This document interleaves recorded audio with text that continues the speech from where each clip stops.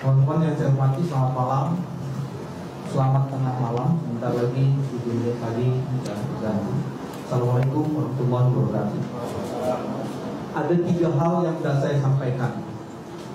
Bagian pertama, saya hendak menyampaikan soal review proses dari mulai penyidikan dan selanjutnya. Terus kedua, sudah dikemukakan oleh Pak Ketua, posisi kasus.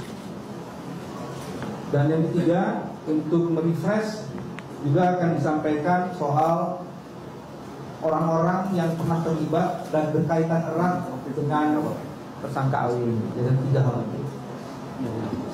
Yang bagian pertama, KPK sudah pernah mengeluarkan surat perintah penyidikan 19 Juni 2009 atas nama tersangka AW. Itu didasarkan pada laporan kejadian tindak pidana yang juga dikeluarkan pada tanggal 19 Juni 2009. Setelah itu telah dilakukan panggilan pertama tanggal 26 Juni 2009, panggilan kedua 29 Juni 2009, 2 kali tidak dipanggil. Kemudian tadi Pak Ketua sudah mengatakan DPO tanggal 12 Juli 2009. Dan sejak saat itu KPK terus melakukan pelacakan terhadap seorang tersangka yang bernama AW. Dalam konteks ini, lintasan akhir dari saudara AW ini diketahui tanggal 26 Juli 2008. Dari lintasan itu kemudian diketahui dia dalam perjalanan ke Singapura. Setelah itu ada lintasan lainnya di tengah-tengah itu, dan lintasan yang terakhir adalah 27 Januari beberapa hari yang lalu 2014 dari perjalanan dari Shenzhen ke Hong Kong. Dan kemudian ketika kembali ke Shenzhen, tadi sudah diberitahukan oleh Pak Bram, ketika kembali lagi ke Shenzhen, ditangkaplah di Shenzhen, kemudian dibawa ke Guangzhou. Guangzhou itu adalah ibu kota dari Guangdong. Nama provinsinya Guangdong. Jadi gitu ya. Kira-kira gitulah. Shenzhen kabupaten. Shenzhen itu kabupaten. Ayalah sola. Gongsi Pacai. Oh iya, ini mau udah dekat Gongsi Pacai. Berapa? 4. Jadi itu prosesnya adalah seperti itu. Jadi kami sudah melakukan pelacakan pasca ketika dipanggil 2 kali tidak hadir, dikirim surat DPO, dan sejak saat itulah bergerak seluruh operasi penegakan hukum, intelijen penegakan hukum yang dilakukan oleh KPK dengan melibatkan tadi ada begitu banyak kalangan. Itu bagian pertama yang sudah dikemukakan kepada teman-teman. Bagian yang kedua, apa sih posisi kasusnya? Saudara AW ini diduga telah melakukan satu tindakan, yaitu memberi atau menjanjikan sesuatu kepada pegawai negeri atau penyelenggara negara dengan maksud supaya pegawai negeri atau penyelenggara negara itu berbuat atau tidak berbuat sesuatu dalam jabatannya yang bertentangan dengan kewajibannya, dan ini terkait dengan pengajuan anggaran sistem komunikasi radio terpadu SKRT Departemen Kehutanan tahun 2007.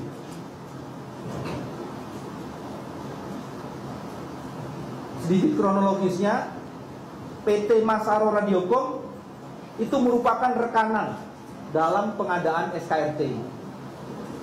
Dan itu sudah berjalan lama di Departemen Kehutanan. Pada pengadaan tahun anggaran 2007,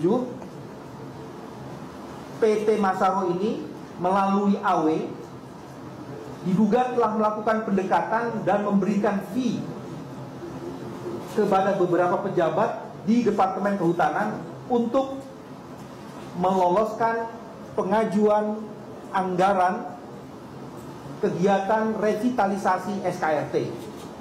Itu pada tahun 2007. Selanjutnya, Departemen Kehutanan pada tahun itu juga mengajukan usulan persetujuan rancangan pagu anggaran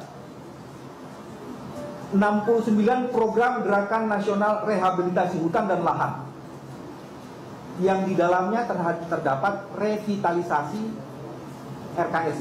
SKRT yang nilainya sekitar 180 miliar yang diajukan kepada Komisi 4 DPR RI.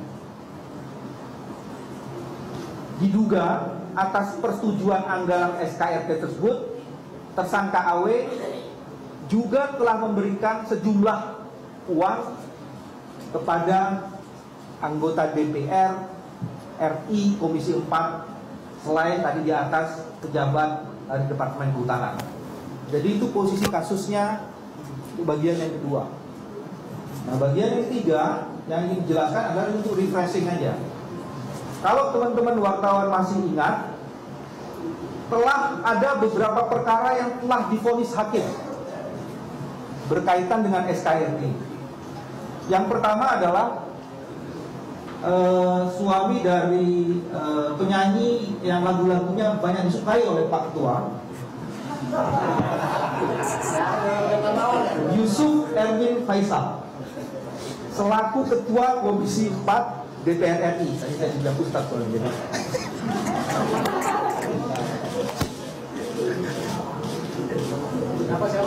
Yusuf Erwin Faisal selaku Ketua Komisi 4 DPR RI, mantan Ketua Komisi 4 DPR, yang merupakan mitra kerja dari PT Masaro Radiocom. Yusuf Erwin Faisal telah dihukum dan dinyatakan bersalah tindak pidana penjara selama 4 tahun 6 bulan dan denda 250 juta rupiah.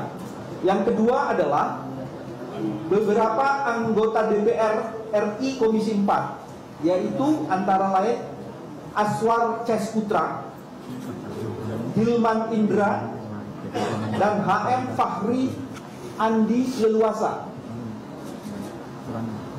Dia sudah dihukum penjara 4 tahun dan denda 200 juta rupiah.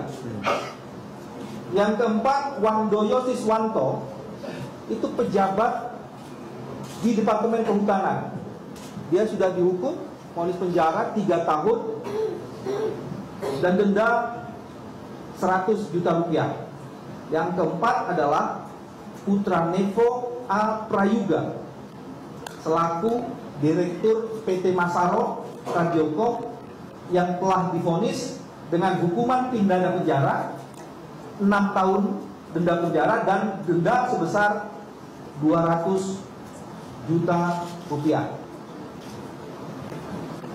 Dan teman-teman, bagian yang paling terakhir, dengan begitu, dengan ditangkapnya saudara AW, maka tunai sudah seluruh hutang KPK untuk mencari orang-orang yang sudah diduga melakukan tindak pidana tapi melarikan diri.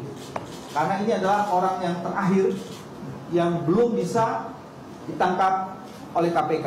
Alhamdulillah, sebelum Gong Si Pacai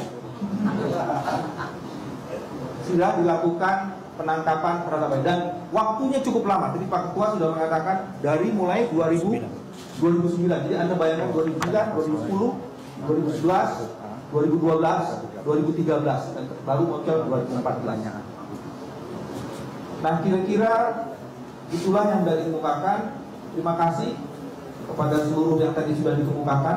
Dan yang terakhir yang harus mengucapkan terima kasih adalah kepada teman-teman media yang selama ini sudah membantu KPK. Hidup media. Kurang keras. Hidup media. Ternyata belum ngantuk media. Terima kasih. Assalamualaikum warahmatullahi wabarakatuh.